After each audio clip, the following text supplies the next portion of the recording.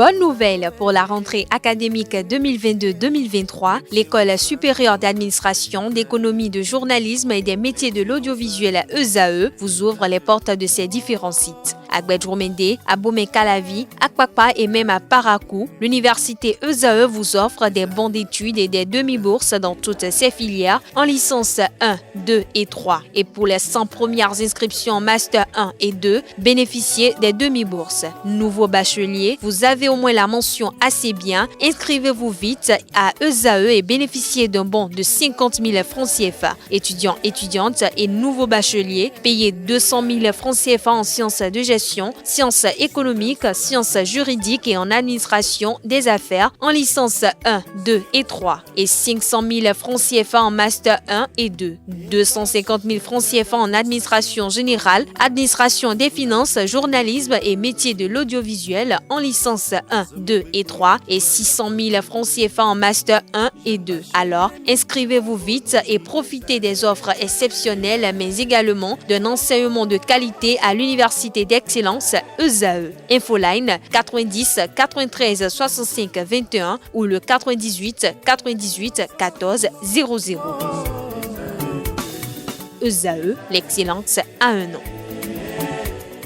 Bonjour à toutes et à tous, bon réveil dominical et bienvenue sur l'invité. L'invité de ce dimanche a pour nom Jacques Migan, il est juriste de formation, acteur politique, il est ancien bâtonnier, membre fondateur et membre du bureau politique du parti politique Bloc républicain. Il est le directeur du Centre international de formation en Afrique des avocats francophones, CIFAF. Avec lui, ce jour, nous allons commenter l'actualité politique au Bénin, notamment l'exigence du groupe de travail sur la détention arbitraire des Nations Unies, notamment liée au dossier Rekia Madougou. Nous parlerons de l'actualité électorale, notamment la liste électorale informatisée qui a été transmise à la Commission électorale nationale autonome Sénat par l'ANIP. Nous parlerons des positionnements effectués sur la liste de candidatures. Nous parlerons également des performances des différentes formations politiques annoncées pour le scrutin du 8 janvier prochain. Bonjour à vous, Jacques Migan. Bonjour, monsieur Kader.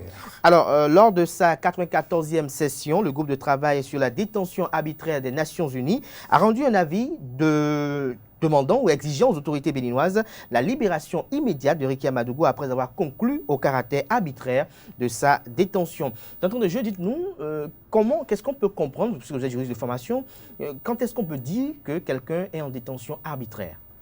Mais écoutez, je pense qu'il serait bon que je définisse ce qu'on attend par la détention arbitraire à partir des définitions de ce groupe de travail de l'ONU. Parce que le groupe de travail de l'ONU a déterminé 5 catégories que nous allons voir. Oui, et c'est à partir de là, vous détaillez chacune des catégories? Bien entendu. Merci. C'est 5 catégories que nous allons ensemble voir. Et à travers cette définition, nous allons nous-mêmes déterminer si le cas de Dame Madougou entre dans l'une de ces catégories définies par ce groupe de travail sur la détention arbitraire. Je pense même que ce serait judicieux pour nous et surtout pour ceux qui nous écoutent, oui, ceux qui nous suivent. Oui. Mais avant tout, je tiens à rappeler, Monsieur Kader, que j'ai suivi, comme tout le monde, ce que ce groupe de travail a dit. Et ce que les médias ont dit, puisque vous aviez constaté comme moi que ça a été surmédiatisé à une période à la veille des élections législatives du 8 janvier 2023. Ça a une raison. Donc ça a certainement profité et profite à une chapelle bien précise. Laquelle, selon vous? Mais écoutez, on n'a pas besoin de déterminer, puisque je ne crois pas que ceux qui sont de la mouvance présidentielle feraient une médiatisation d'un avis, d'un simple avis. Et quel avis? Et puisque je dis tout à l'heure, on a choisi le moment propice pour le faire. Alors, Monsieur Kader. Pourquoi vous qualifiez cette décision d'avis? Ce n'est pas moi qui le signifie. Qui la signifie, je dirais, d'avis. C'est le groupe de travail qui appelle ce qu'il a dit comme avis. Ça ne vient pas de moi. Ok, Bon, si vous préférez, nous pourrons même dire que c'est une décision, puisque un avis, ça peut être aussi ce qu'ils ont décidé. Tout à fait. Si nous partons de là, nous dirons alors c'est une décision, mais eux, ils l'appellent avis. Alors, ce que je vous demanderai, c'est de me permettre de faire montre de pédagogie, d'être pédagogue pour dire à ceux qui nous suivent, de comprendre. Voilà. Parce que le groupe de travail, comme je le dis tout à l'heure, sur la détention, a déterminé 5 catégories de détention arbitraire. Donc nous allons voir ensemble s'il se confirme que, à travers cette définition, l'une de ces définitions, Mme Madougou peut faire partie, est victime d'une détention arbitraire. Mais je tiens à rappeler, M. Kader, que Mme Madougou est condamnée à 20 ans de réclusion criminelle pour financement de terrorisme, association de malfaiteurs et complicité de terroristes. Alors, prenons la première catégorie de détention arbitraire. C'est la catégorie des détenus qui ont fini de purger leur peine ou qui sont bénéficiaires d'une loi d'amnistie et qui sont toujours en prison. Alors, c'est la première catégorie de détention arbitraire. Ils ont fini de purger leur peine, mais ils ont bénéficié de la loi et demeurent toujours en détention arbitraire. Et dans la détention. Alors, est-ce que nous sommes dans ce cas? Objectivement, la réponse est non. C'est la première catégorie. La deuxième catégorie, M. Kader, c'est la catégorie des personnes qui sont détenues pour avoir exercé leur liberté individuelle ou collective et leurs droits civils, politiques, socio-économiques et culturels. C'est la définition de ce groupe de travail que je suis en train de vous énumérer, vous et moi. Est-ce que Mme Madougou, à travers ce que j'ai rappelé tout à l'heure, au titre de la condamnation pour association de malfaiteurs, complicité d'actes terroristes, financement de terroristes, est-ce que nous sommes dans ce cas? Est-ce qu'on n'a jamais, ici en République du Bénin, privé Mme Madougou d'aller à manifestation? Est-ce qu'on n'a jamais interpellé Mme Madougou parce que Mme Madougou aurait insulté le président Patrice Talon, exprimé ce qu'elle pense, qui serait en contradiction avec ce que le pouvoir du président Patrice Talon est en train de réaliser? La réponse est non. Et nous avons des cas de gens qui s'expriment. Je prends le cas de M. Azanaï qui dit ce qu'il pense. Jamais il n'a été interpellé. Donc, deuxième catégorie, liberté d'expression, liberté collective, nous n'en sommes point dans le cas. On a bien dit. Donc, troisième catégorie, oui, c'est la catégorie des personnes qui sont, je dirais, des personnes qui sont détenues, oui, au terme d'un procès qui n'est pas équitable. Et je l'ai toujours rappelé au cours de nos émissions, ce qu'on n'entend pas le procès équitable. Oui. Dans un premier temps, nous avons le contradictoire. Nous avons, dans un deuxième temps, le double degré de juridiction. Nous avons, dans un troisième temps, j'ai parlé du contradictoire, du double degré de juridiction. Et puis, nous pourrons aussi parler d'un procès où le tribunal n'a pas fait l'objet de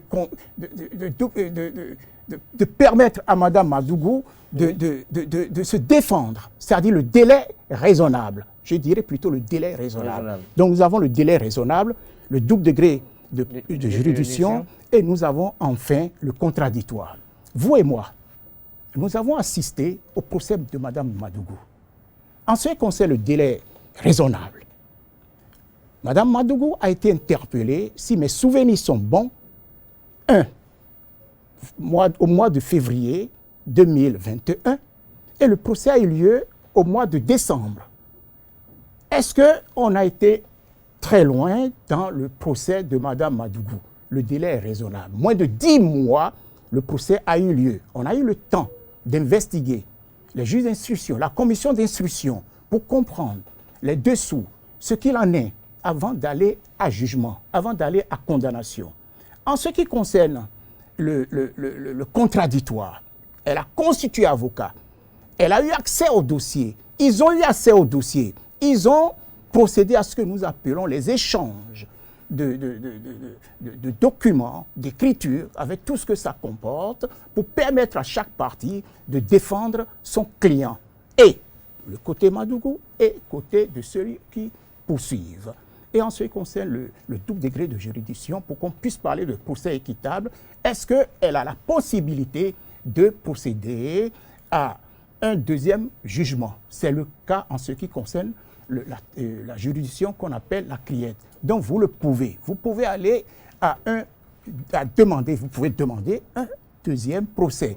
C'était son droit. Est-ce qu'elle a fait demander un deuxième un deuxième procès? La réponse est non. Mais elle avait cette possibilité. Donc il n'y a pas eu de défaut de... Donc elle n'est pas dans cette catégorie-là. Non. Alors la quatrième, c'est la catégorie des demandeurs d'asile ou de réfugiés politiques.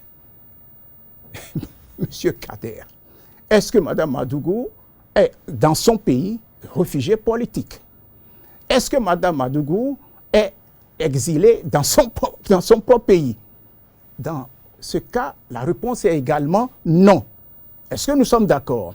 La cinquième catégorie de détention arbitraire, oui, déterminée, définie, je dirais même par le groupe de travail, concerne la catégorie des personnes détenues en raison de leur ethnie. Est-ce que c'est parce qu'elle est Goun?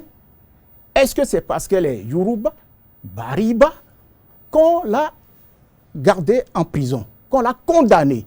La réponse est non. Est-ce que c'est par rapport à sa région? La réponse est non. Est-ce que c'est parce qu'elle est dans une région qui ne pleurait pas? Je n'en sais rien. La réponse est non.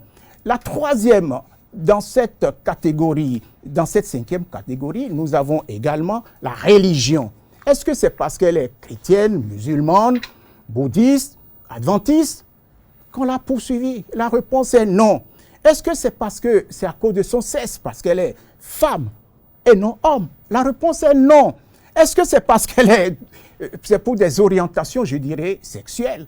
Est-ce que c'est parce qu'elle est lesbienne? Elle ne répond pas aussi à cette catégorie. Non plus. Est-ce qu'elle appartient à une communauté qui dérange? La réponse est non.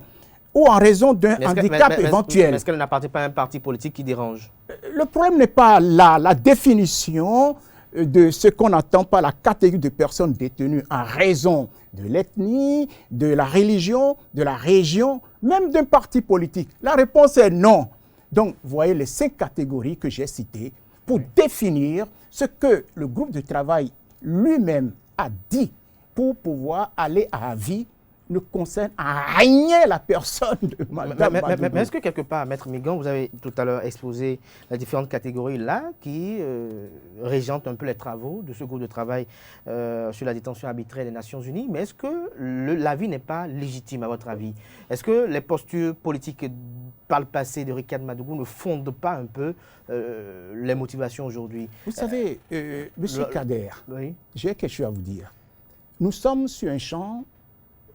Nous ne sommes pas dans le cadre politique. Elle est, comme tout le monde, elle est citoyenne béninoise. Elle est libre de faire la politique. Mais ce n'est pas parce que vous avez un statut d'homme politique, de femme politique, que vous pouvez vous permettre tout. Non. J'ai rappelé tout à l'heure les raisons pour lesquelles Mme Madougou a été condamnée. Je rappelle, réclusion criminelle pour financement de terrorisme. Oui, mais... Rien à voir avec son statut de femme politique. Rien. Encore moins association de malfaiteurs ou complicité de... Est-ce qu'elle n'était pas gênante? Gênante à qui? Par rapport à qui? Mais elle est une femme politique. Elle est dans l'opposition. Elle va gêner qui?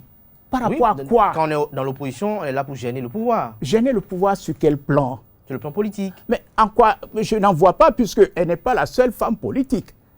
Et elle n'est pas non plus la seule personne politique. Le charisme. Monsieur Kader, je vais vous dire, vous avez M. Azanaï, vous avez M. Houdé, Hundoté, pardon, vous avez d'autres qui sont... Noureni Achadé, qui disent ce qu'ils pensent de la politique du gouvernement du président Patrice Talon. Est-ce qu'ils n'ont jamais été inquiétés de ce dont on parle? C'est comme si moi, Jacques Migan, je ne suis pas un surhomme, je ne suis pas un super béninois. Je suis comme tout le monde, je suis comme vous. S'il m'arrive de violer, de voler, de détourner, de commettre des actes criminels, de commettre des actes de terrorisme, mais je serai inquiété. Il n'y a pas de... Nous sommes devant la loi et surtout en vertu de l'article 26 de notre Constitution, nous sommes tous libres et égaux devant la loi. Il n'y a pas un Béninois qui serait différent des uns. Nous ne sommes pas différents les uns des autres. Alors Maître Migan, nous ne sommes pas différents des uns des autres. Vous l'avez dit tout à l'heure. Vous avez rappelé un peu les catégories là, les 5 catégories là. Alors aujourd'hui, cet avis-là, quel est son pouvoir? C'est un simple avis.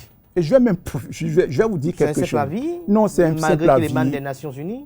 Écoutez, ce n'est pas parce que quand vous prenez même l'avis et quand vous lisez est-ce que le Bénin n'a pas ratifié des accords qui le contraignent à respecter cet avis-là? Je vais vous dire quelque chose, monsieur Kader.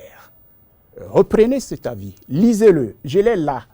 Je l'ai lu entièrement, les 16 pages. Et vous constaterez que chaque fois, il parle de sources, de sources, de sources. Mais de quelle source il s'agit?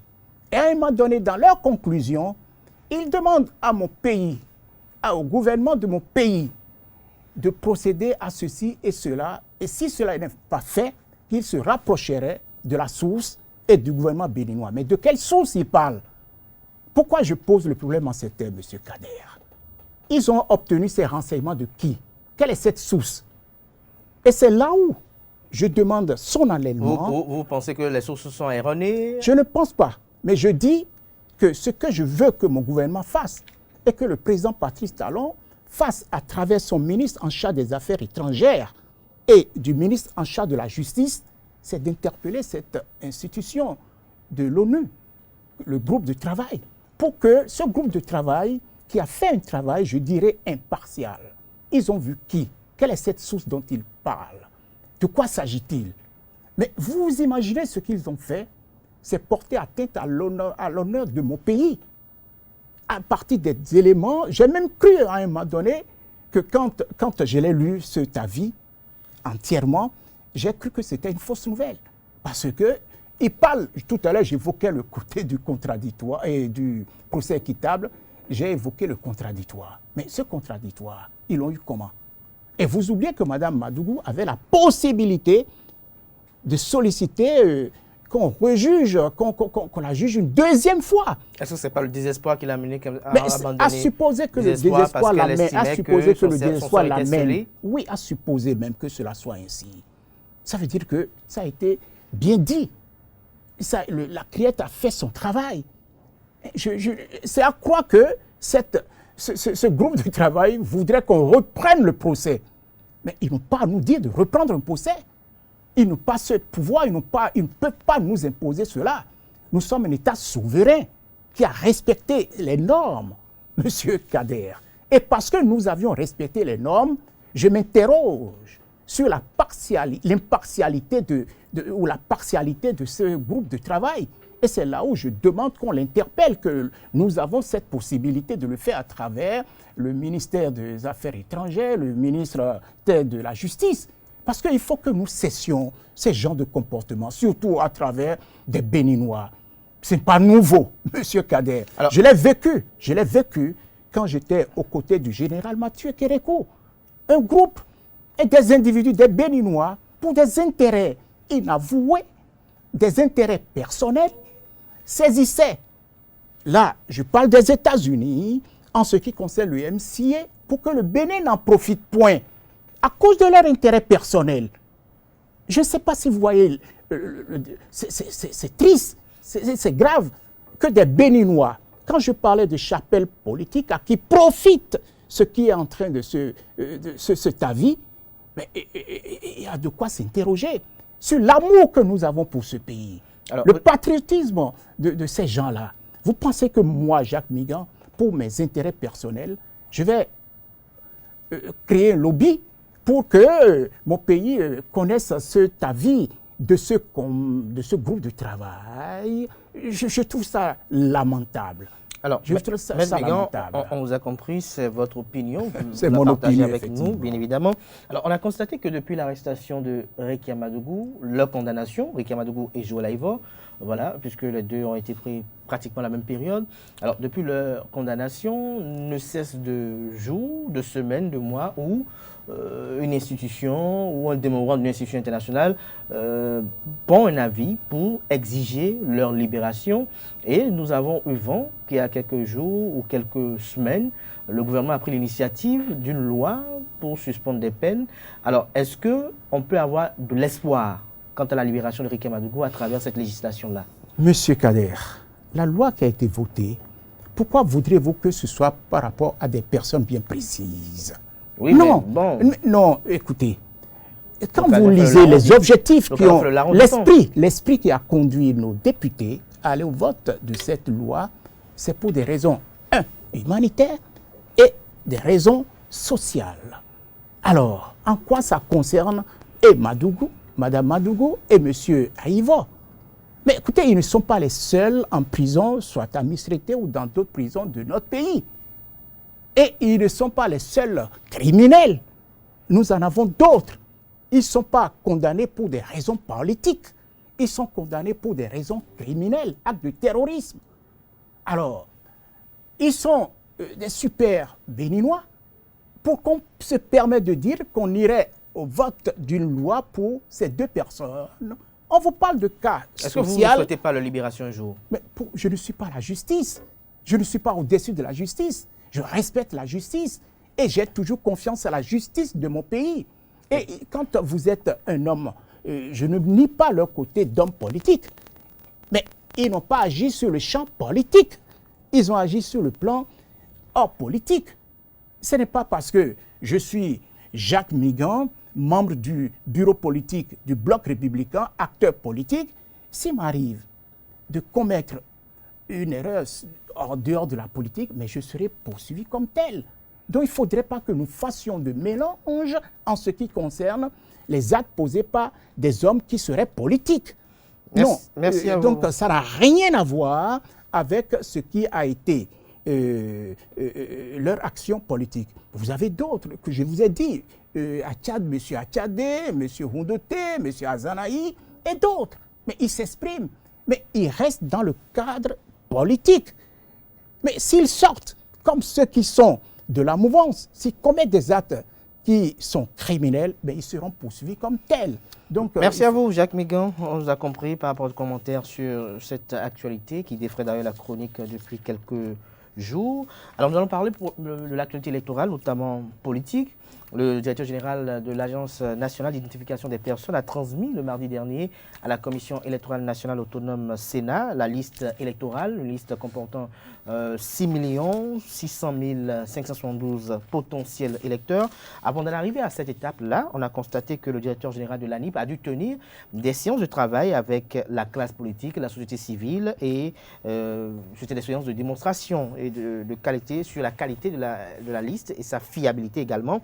D'où un audit avait été réclamé par des acteurs de la société civile et même des acteurs des partis politiques. Alors aujourd'hui, au regard de tout ce que l'on a entendu de positif et de négatif sur cette liste-là, avec l'audit qui a été effectué également, le nouveau fichier qui a été transmis au niveau de la Sénat, dites-nous, est-ce que selon vous, cette liste est garante d'un processus apaisé? Est-ce que la liste, selon vous, elle est fiable? Monsieur Kader, je crois que c'est pour la première fois sous l'ère du renouveau démocratique que l'on assiste à un consensus de toute la classe politique pour dire la liste est fiable. Et je rajoute même à cette classe politique la société civile. Ils ont tous acclamé, ils ont tous applaudi. Alors, avant que je ne vous dise ce que je pense, je souhaiterais, M. Kader, si vous me le permettez, dire bravo et félicitations au gouvernement de mon pays. Je dis bien au gouvernement de mon pays et à son président, Patrice Talon. C'est pour la première fois qu'un travail qui doit conduire aux élections dans la paix se fasse avec l'accord de tout le monde, l'appréciation de tout le monde. Je dis bravo également au docteur Cyril Goubedi, le responsable mandataire de l'ANIP, qui a fait un travail formidable, un homme très intelligent, un homme, je dirais, patriote, parce que le travail qu'il a fait, nous avions connu dans un passé récent. Ce travail qui a conduit un ministre en prison, en détention préventive si vous préférez, mais qui a fait la prison. Nous avions connu ce que ça avait entraîné avec un autre ministre, et où il y avait eu un prétendu chaos, et qui a été récompensé. Alors, aujourd'hui... Pourquoi parler de prétendu chaos? Vous estimez que... Non, ce n'est pas, c'est pas moi qui le dis, Okay. C'est pour ça que j'ai parlé de prétendu. Ok, allez-y. Alors, nous devons remercier les acteurs politiques qui ont trouvé fiable. Nous devons remercier tous ces gens-là. Et c'est pour ça que je dis bravo dans un premier temps. Alors, le premier cas positif que j'ai observé, que j'ai constaté, c'est que l'ANIP a organisé plusieurs rencontres. Vous l'avez dit tout à l'heure vous-même, avec les partis politiques pour faire le point à chaque étape du processus. Et l'approche méthodologique a été présentée aux partis politiques et leurs observations ont été recueillies.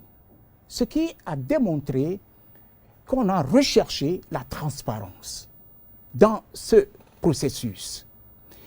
Le deuxième point positif que j'ai observé et que je voudrais partager avec ceux qui nous écoutent, c'est que la loi n'a pas prévu un audit de la LEI.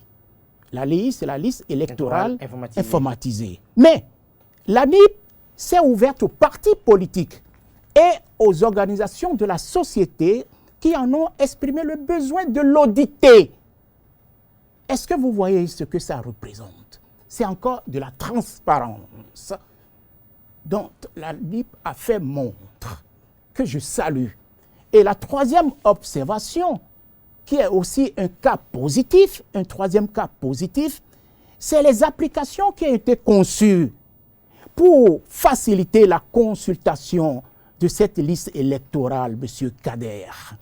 Pour effectuer des transferts en ligne, ce n'était pas prévu, c'est des applications qui ont été conçues par l'ANIP, ou pour notifier le centre de vote. Là, c'est révolutionnaire. Et il faut que nous saluions cette action de l'ANIP, M. Kader. Et je peux vous dire que ces trois points positifs méritent vraiment qu'on dise et à l'ANIP et à tous ceux qui ont contribué à la réalisation de cette liste, vraiment bravo. Vraiment bravo. Bravo. Maintenant, ce que je souhaiterais Oui. à l'avenir, c'est les perspectives et les recommandations. Et en premier lieu, parce qu'il faut que le code électoral tienne compte de ce que nous allons faire, de ce que nous avions observé, puisque je disais tout à l'heure que ce n'était pas prévu. En ce qui concerne le deuxième point, le troisième point, c'est-à-dire l'audit n'était pas prévu par la loi. Mais ce qui n'est pas interdit, ce qui n'est pas prévu n'est pas interdit. Donc il faudrait désormais, la formalisation des droits et devoirs numériques des citoyens en matière électorale. Deuxièmement, M. Kader, oui, il faut l'instauration d'un système d'authentification des électeurs dans les postes de vote. Et ceci pour les élections de 2026.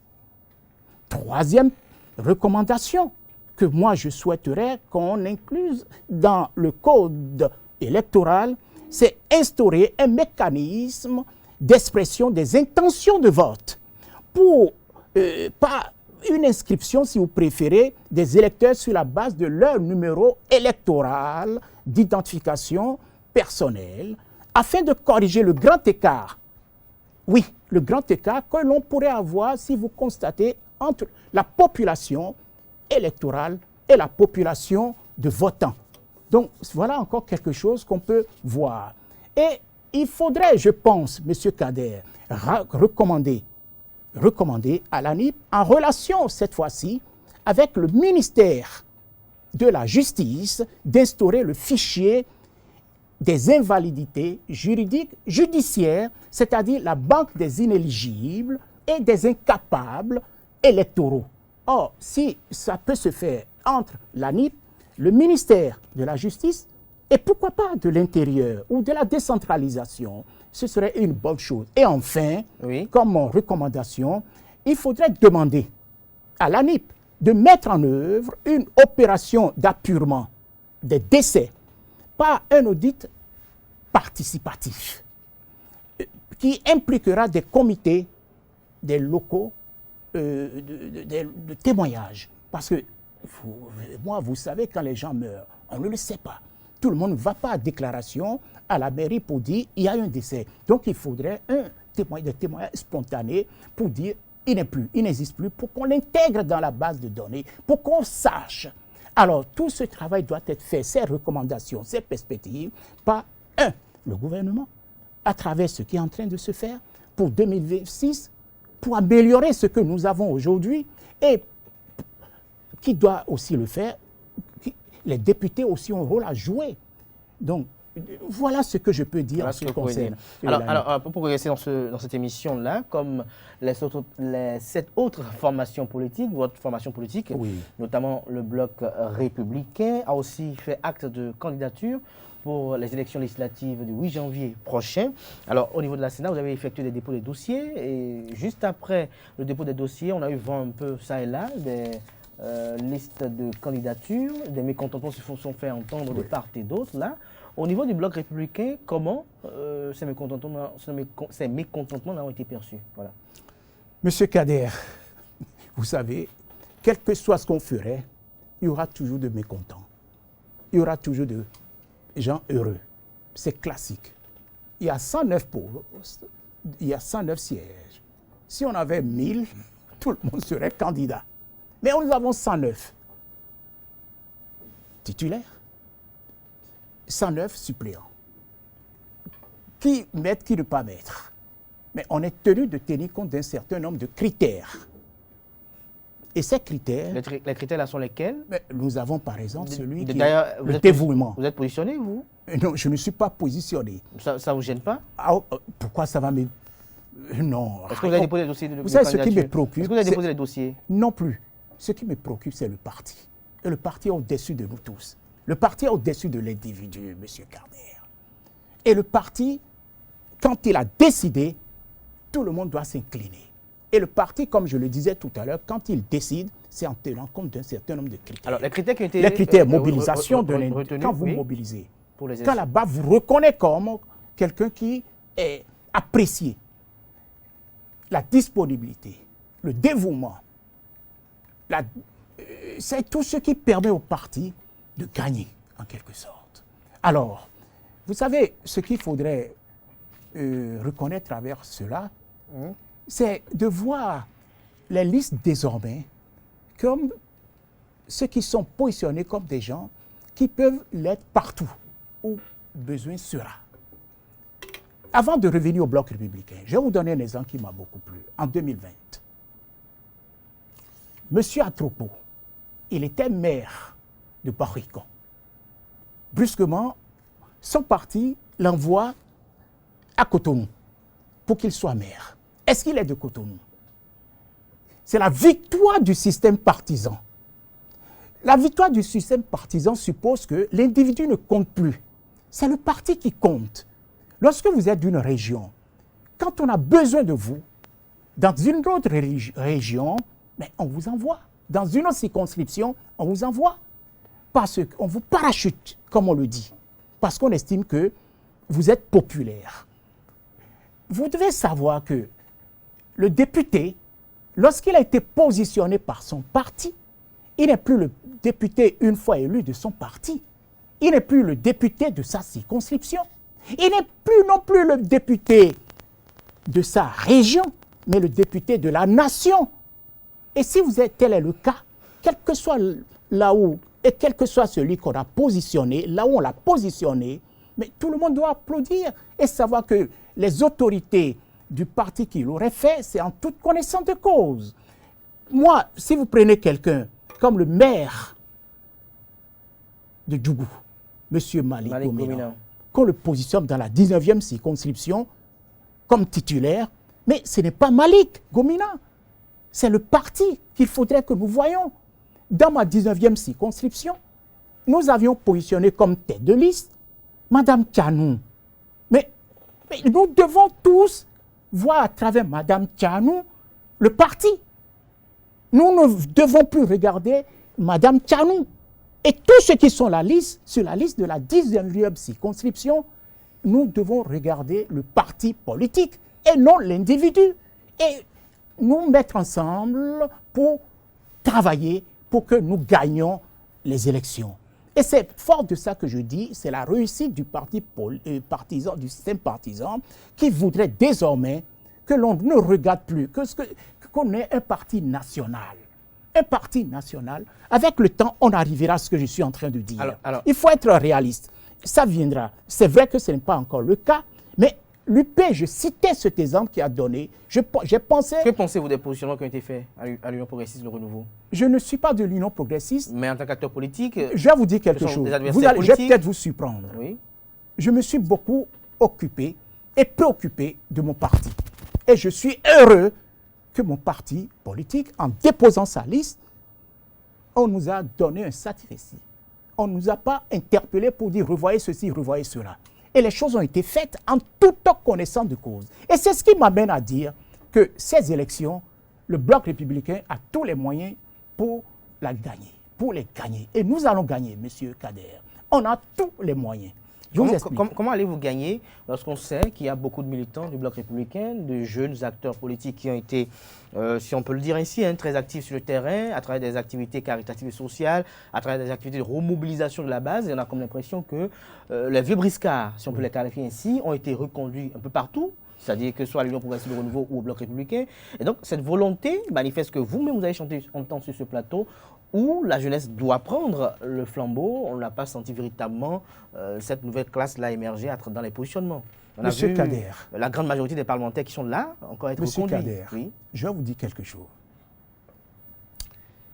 Mon parti est le parti qui a le plus positionné de jeunes. Et qu'est-ce qu'on n'entend pas jeune? Il y a l'âge et il y a le temps, la maturité politique. Mon parti est le parti qui a le plus positionné de jeunes. 45% des candidats, c'est des jeunes. Et il en est de même en ce qui concerne les femmes. 28%, c'est chez nous, au Bloc républicain. Je mets au défi le parti qui pourrait dire autrement. Un. Et deuxièmement, si on tient compte de l'âge, nous sommes également le parti ayant le plus positionné. Il y a combien de personnes qui auraient mon âge?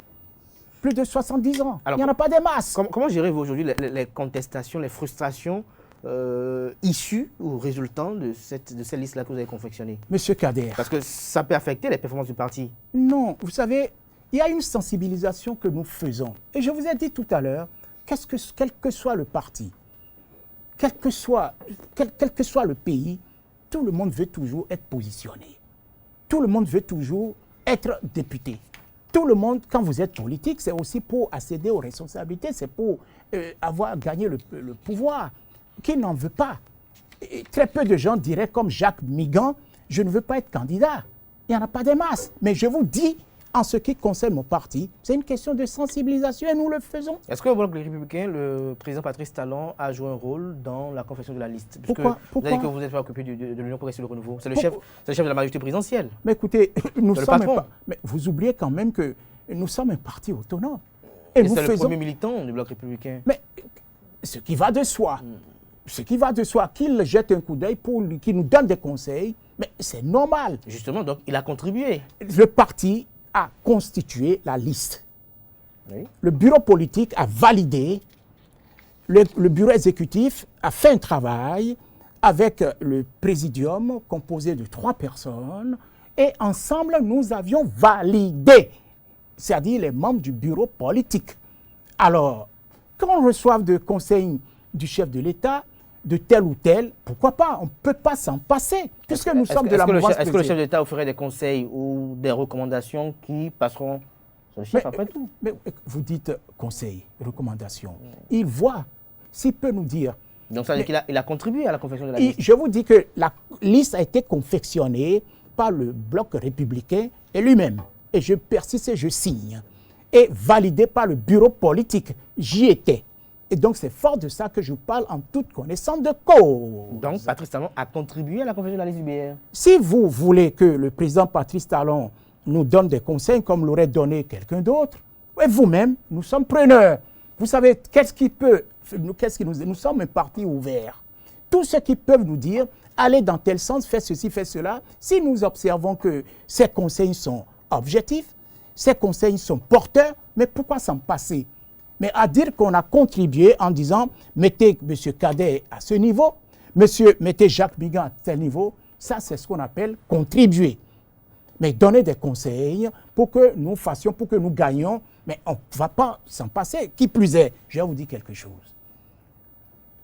Qu'est-ce qui va nous faire gagner? Mais c'est le président Patrice Talon. À travers quoi? Ses actions, ses réalisations, ses réformes.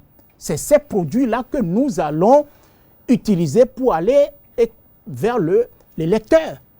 Et c'est fort de ça que je dis que le bloc de républicains a les moyens de gagner ces élections. Pourquoi?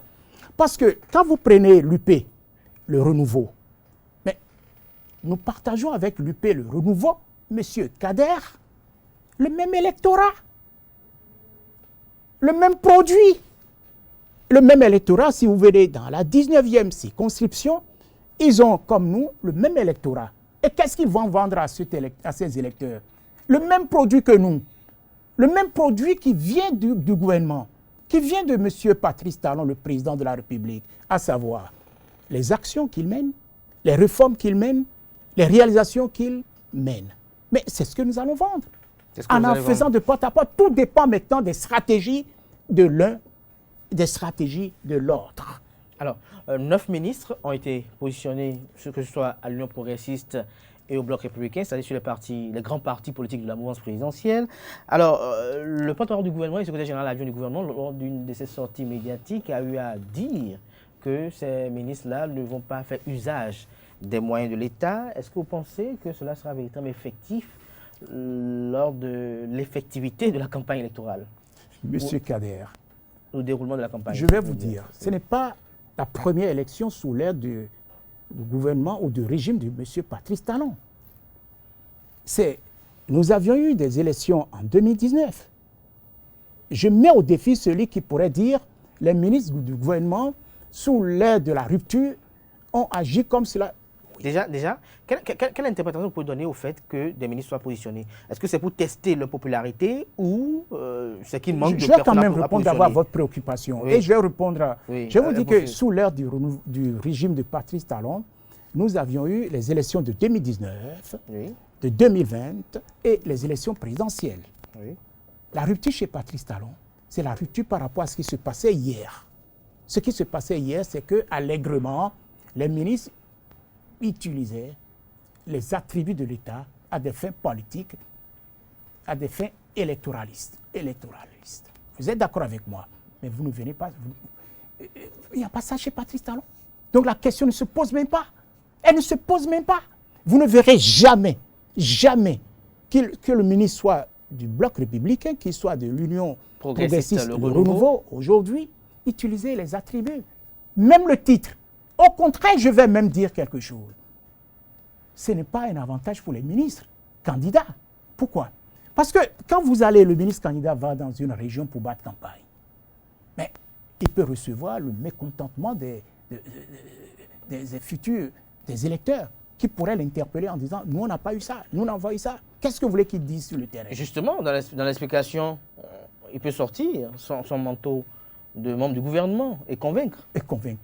À partir de quoi? Mais à partir de ce qui est. Il dira l'eau. Heureusement, nous savons aujourd'hui que nous sommes les seuls au niveau de la mouvance à nous prévaloir de l'accès potable à l'eau à tous les Béninois, quelle que soit la région. Oui, l'électricité, l'énergie électrique, oui. Les cantines, oui. Beaucoup de choses que nous faisons aujourd'hui, quelle que soit la région, que l'on soit ministre, que l'on ne soit pas ministre, que l'on soit député, que l'on ne soit pas député, que l'on soit simple candidat, nous pouvons nous en prévaloir. C'est pour ça que je vous disais tout à l'heure, nous avons les mêmes produits à vendre aux électeurs. Ce qui m'amène à dire que le Bloc républicain va gagner les prochaines élections. Alors, lorsque vous le dites ainsi avec autant d'assurance, le Bloc républicain va gagner, est-ce que déjà, dans votre circonscription électorale, la 19e, est-ce que vous êtes sûr le BR de gagner lorsque l'on sait que la 15e, la 16e, la 19e, la 20e, le bloc républicain a connu un peu quelques changements avec le ralliement du Parti de renouveau démocratique à l'Union progressiste en créant l'Union progressiste de renouveau. Est-ce que vous êtes sûr, dans la 19e par exemple, de gagner sur les 16 dans la 15e, oui. Dans la 19e, Oui. Dans la 20e, 20e, oui, oui. Il y a 16 sièges, je crois. Je ramène Oui. comment nous pourrions gagner. Les électeurs, vers qui iront les candidats de l'Union Progressiste, le le renouveau, oui. mais sont les mêmes en ce qui nous concerne. Hier, que vendait le PRD lorsqu'il était seul? Que vendait-il aux électeurs? Mais qu'est-ce que nous allons vendre aujourd'hui? Qu'est-ce qu'ils faisaient hier et qu'est-ce qu'ils vont dire aujourd'hui? C'est les mêmes produits. Oui, oui, je ne vous coupe pas. Oui. Là, le Parti de renouveau démocratique PRD de Maître Adrien Ngouidi a connu des tempêtes sous le régime de la rupture, appelé un chat par un chat. Oui. Il y a eu des débauchages au niveau du PRD pour soit l'Union progressiste ou Dynamique unitaire qui est devenu bloc républicain. Oui. Mais malgré cela, on a constaté que s'il n'était pas question du respect de la disposition des 10%, le Parti de renouveau démocratique PRD avait encore des circonscriptions, donc il pouvait encore avoir la mairie. Alors aujourd'hui, dans ce cas de figure où l'Union progressiste s'est assemblée, si je peux le dire ainsi, avec le PRD pour créer l'Union progressiste, le renouveau, est-ce que vous êtes à même de croire encore que le BR peut s'en sortir là? Je vais vous expliquer. Je vais vous expliquer. Dans ces circonscriptions précises. Les électeurs ne voient plus le PRD. C'est fini. Ils font une confusion entre les électeurs de l'UP, ancienne formule si vous préférez. Mais le PRD a des figures. Mais écoutez, figure. Mais il ne voit plus. Maître Adrien Ngouidi. Je te dis, il ne voit plus. Toute une histoire. Est-ce que vous savez ce qui se passe sur le terrain aujourd'hui? Est-ce que vous connaissez les mécontentements que cela génère? Et vous croyez qu'ils sont tous d'avis pour rejoindre l'UP, le renouveau? Et l'expérience l'a déjà démontré dans le passé. Et dans un passé récent, en 2016, je l'ai déjà dit ici, ils l'ont tenté, ils l'ont fait. Avec Zinsou, M. Lionel Zinsou, les résultats étaient catastrophiques. Quand lorsque vous n'obtenez pas l'accord de quelqu'un pour faire, mais vous n'avez pas les résultats escomptés. Et quand moi je traverse aujourd'hui la 19e circonscription, vous savez ce que j'entends dire. Alors qu'ils étaient perdus, mais c'est désormais nous serons avec vous. Et quand j'entends dire cela, c'est parce qu'il y a un mécontentement, c'est parce qu'ils ont refusé d'aller dans une fusion. C'est parce qu'ils auraient bien voulu garder leur entité d'hier, du PRD. Alors, de façon pragmatique, quand on regarde les forces en présence et les nombres de sièges existants, dans la 19e par exemple, pour la circonscription électorale, le BR pourra lever combien de sièges? Le BR, oui. Si nous faisons un travail sérieux, si nous mettons la stratégie, je crois qu'on irait on prendrait le maximum. C'est-à-dire, dans la 19e, nous avons de fortes chances de gagner. Je l'ai démontré ici, sur votre plateau. Quelles sont les circonscriptions dans lesquelles vous avez de fortes chances de gagner? Nous avons de fortes chances de gagner dans toutes les circonscriptions. Pourquoi nous sommes encore... Même dans le Koufo, où certaines langues estiment que l'ancrage de l'Union progressiste de renouveau est véritablement là, au regard... Monsieur Kader, dans le Monokufo, avec les ministres qu'ils ont... Le 8 janvier, ce n'est pas une question de ministres qui tiennent. D'ailleurs, puisqu'on en parle, on parle de ministre. Pourquoi chez vous, vous n'avez pas positionné le ministre Jean-Claude Oussou? Pourquoi il n'a pas été positionné? Écoutez, moi je m'appelle Jacques Akefon Migan. Je ne m'appelle pas Dona Jean-Claude Oussou. Oui. Écoutez, c'est une question qu'il faudrait poser à M. Oussou Dona Jean-Claude. Mais vous êtes membre du bureau politique. Mais bien entendu. Vous avez préparé sûrement... C'est une question personnelle. Si lui, il n'a pas jugé utile de déposer son dossier, mais je ne peux pas lui demander pourquoi Donc il n'a pas déposé de dossier? Non, il n'a pas déposé de dossier. Ça, je peux vous le dire. Ça, au moins, j'en suis convaincu. Mais pourquoi il ne l'a pas fait? Ça regarde le ministre Oussou, Dona Jean-Claude. Je ne suis pas dans... je ne sais pas comment vous le dire. C'est une question de conscience. Mais moi, si vous me posez la question en ce qui me concerne, je peux vous dire, Voilà les raisons pour lesquelles je n'ai pas voulu déposer. Et pourquoi vous n'avez pas voulu déposer? Mais tout simplement parce que j'aurais dû le faire si j'avais 50 ans, 55 ans, même 60 ans. Oui, je l'aurais fait avec plaisir. Mais j'ai surtout dit, à partir d'un certain âge, il ne faut plus se lancer. Aujourd'hui, vous devez en avoir 70? J'ai 72 ans. Et je n'arrive pas à comprendre que certains, à l'âge de 70 ans, continuent à vouloir être dans l'arène politique. On peut être dans l'arène politique, mais plus accéder à certaines responsabilités. Et c'est là où j'aurais bien voulu, justement, que ce qui se passe en ce qui concerne le président de la République, à qui on dit, à partir de 70 ans, vous ne pouvez plus être candidat. Mais qu'on l'applique aussi aux députés. Qu'on l'applique aux députés. Qu'est-ce que vous voulez que le député peut faire et que les jeunes ne peuvent pas faire? Si j'étais à la place de certains qui ont 70 ans, il faut qu'ils se disent, laissons la place aux jeunes. Mais ce qu'ils vont faire, les jeunes peuvent le faire. Nul n'est indispensable. Le cimetière est rempli de gens dits indispensables. Qu'est-ce qu'ils vont faire que le jeune ne pourrait point faire, M. Kader? C'est les raisons pour lesquelles moi j'ai pris cet engagement à mon âme et conscience, avec ma famille, et je me suis dit, et devant les jeunes, je leur ai dit, je ne veux pas être candidat. Je ne l'ai pas été en 2019, je ne l'ai pas été pour être conseiller en 2020. Pourquoi voudrez-vous que je le sois maintenant? Il faudrait comprendre que l'enjeu aujourd'hui, la dynamique, c'est les jeunes. Nous avions positionné ces jeunes, je vous l'ai dit, à 45%. Et quand vous fouillez, si on tient compte de l'âge véritable de la jeunesse qui va à 65 ans... Dans la 19e, est-ce que les positionnements sont en conformité avec les aspirations des populations? Vous savez, je vous ai dit tout à l'heure que ce qui prime, c'est le parti politique. Lorsque vous positionnez quelqu'un, ce n'est plus lui, l'individu, qui compte. Et je vous ai donné le cas de la 19e circonscription en ce qui concerne Mme Tchanou, l'honorable Tchanou, qui est titulaire. Mais moi, personnellement, je ne vois pas l'honorable. Je vois mon parti. Et nous devons nous battre pour gagner la 19e circonscription. Nous avons tous les moyens pour gagner. Puisqu'elle a une expérience qui ne date pas d'aujourd'hui. Elle sait comment procéder.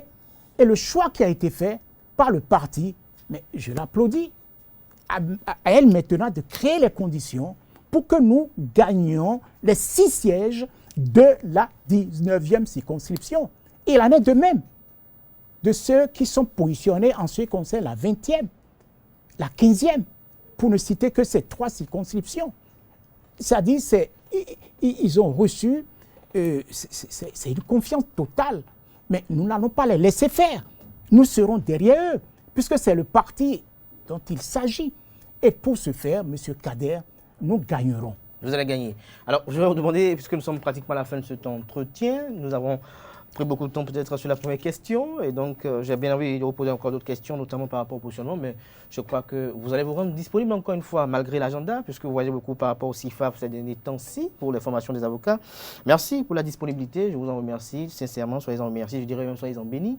Alors vous allez regarder droit dans la caméra pour vous adresser à ces sympathisants, ces militants peut-être du Bloc républicain qui ont bien venu suivre cette émission, une fois qu'ils ont vu passer la bande-annonce qu'il s'agissait de Jacques Migan. Voilà. Non, je crois que vous aviez évoqué en premier le groupe de travail sur la détention arbitraire. Et je me suis dit, à travers ce que j'ai lu, les 5 catégories définies par ce groupe, à aucun moment ne figure le cas Madougou. Deuxième chose, nous avions évoqué le cas de l'ANIP et de la LEI, de la liste électorale. Et je vous ai dit, c'est pour la première fois sous l'ère du renouveau démocratique qu'on assiste à un consensus qui trouve, de tous les partis politiques, de la société civile, qui trouve que la liste est fiable. Elle a été établie avec la complicité de tout le monde, que l'on soit de la mouvance, de l'opposition, de la société civile. C'est du jamais vu. Bravo à ceux qui l'ont fait et surtout au gouvernement du président Patrice Talon et au professeur et au docteur Cyril Goubeji, y compris. Je dis bravo aussi aux classes politiques, toutes tendances confondues.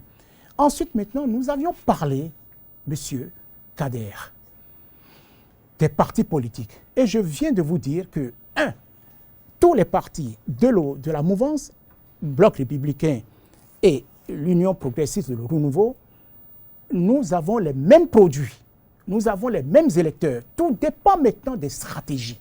Et la stratégie que nous allons utiliser nous permettra la stratégie qu'on va utiliser nous permettra au Bloc républicain de contrôler la nouvelle législature. Nous allons gagner, y compris dans la 19e circonscription. Et enfin, je vous ai dit ceci, que les positionnements sur les listes, c'est une question de parti, c'est la victoire du système partisan. Et il faudrait que l'on sache, que l'on soit positionné, que l'on ne soit point, il faudrait voir le parti et travailler pour le parti à travers l'individu qui ne compte pas, mais c'est le parti qui est au-dessus de l'individu. Voilà ce que je peux vous dire. Merci à vous, Jacques Migan. Je crois que vous avez déjà épuisé le résumé, chers amis internautes. Néanmoins, je tiens à vous rappeler qu'à l'entame de cet entretien, il a eu, lorsqu'il a été interrogé sur l'avis du groupe de travail sur la détention arbitraire des Nations Unies, il a fait savoir que ce groupe de travail fonde ses décisions, notamment sur 5 catégories de détention arbitraire. Il les a exposées et selon lui, Ricky Amadougou ne répond pas à aucune de ces catégories-là. Il a fait le rappel de la condamnation de Ricky Amadougou. C'est la première fois qu'on assiste à un consensus autour de la liste électorale, a-t-il dit lorsqu'il a été interrogé sur la qualité de la liste électorale qui a été transmise par l'ANIP à la Sénat. L'ANIP, c'est l'Agence nationale d'identification des personnes. La Sénat, la Commission électorale nationale autonome. Et pour lui, c'est une victoire, c'est une première que acteurs politiques et organisations de la société civile soient d'accord sur la liste électorale, le fichier électoral. Il a eu à féliciter à l'occasion le gouvernement, le président Patrice Talon, le président de la République, et Cyril Gougbedji, mandataire gestionnaire de l'ANIP. Au cours de son intervention, il a eu à rappeler le processus qui a conduit à la confection de la liste électorale. Il a eu à partager avec nous néanmoins quelques recommandations et perspectives pour améliorer le travail qui est fait. Quel que soit ce qui soit fait, il aura toujours des heureux et des frustrés. Lorsqu'il a été interrogé sur les frustrations et les démotivations qui se font montre de part et d'autre dans les partis politiques de la mouvance suite aux publications des listes de candidatures. Pour lui, on ne doit pas voir l'intérêt personnel, mais plutôt l'intérêt du parti politique. Il a eu à partager avec nous les critères qui ont conduit et conditionné, j'allais dire, la confection de la liste du parti politique Bloc républicain. Il se réjouit de certaines avancées. Il s'est réjoui de certaines avancées qu'il a partagées avec nous. Le Bloc républicain va gagner 16 élections, a-t-il martelé tout au long de cette émission, notamment sur la question politique. Il a fait savoir que le Bloc républicain a positionné 45% de jeunes et 28% de femmes. Il a eu à nous faire savoir que le parti a conçu la liste pour les candidats aux élections législatives. Le bureau politique a validé et c'est moi qui le déduis de ses propos, que le président Patrice Talon a contribué à la confection de la liste du Bloc républicain à travers des conseils. Jean-Claude Oussou n'a pas déposé de dossier lorsqu'il a été interrogé sur le fait de savoir pourquoi il n'avait pas été positionné. Il a fait savoir qu'il n'avait pas déposé de dossier de candidature pour les élections législatives. Lui, Jacques Migan, pourquoi il n'a pas déposé de dossier de candidature et pourquoi il n'est pas candidat? Il a fait savoir qu'il n'a pas manifesté la volonté, car pour lui, lorsqu'on a un certain âge, il faut apprendre à laisser la place aux plus jeunes. Et donc, il n'a plus 50 ans aujourd'hui, il l'a fait savoir, il a 72 ans. Et donc, pour lui, il ne doit plus être dans cette posture-là. Il souhaite d'ailleurs qu'on puisse empêcher d'aller au Parlement ceux qui ont déjà 70 ans, tout comme on empêche déjà de candidater à la fonction de président de la République lorsqu'on a déjà 70 ans. J'espère que j'ai été quand même fidèle. Merci. Absolument. À vous, Jacques Migan. Je rappelle que vous êtes juriste de formation, vous êtes acteur politique, vous êtes ancien bâtonnier, vous êtes membre fondateur et membre du bureau politique du parti politique Bloc républicain, vous êtes directeur du Centre international de formation des avocats francophones en Afrique, CIFAF. Merci d'avoir accepté l'invitation. On se retrouve très bientôt par la grâce et la volonté divine, j'espère. Amen. Merci à vous, chers amis internautes. Merci pour la fidélité. Bonne suite de programme sur ESAE TV.